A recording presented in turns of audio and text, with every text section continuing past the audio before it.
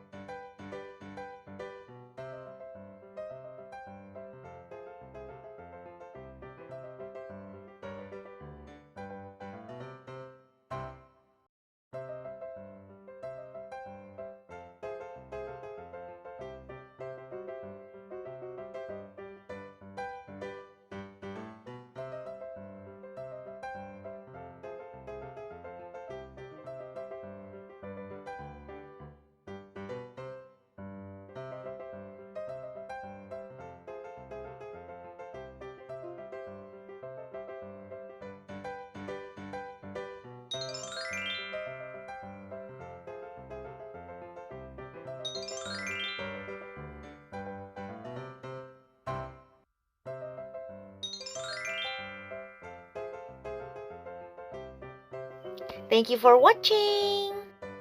Thank you also to my twin sister Claribel Malongat for sending me this video.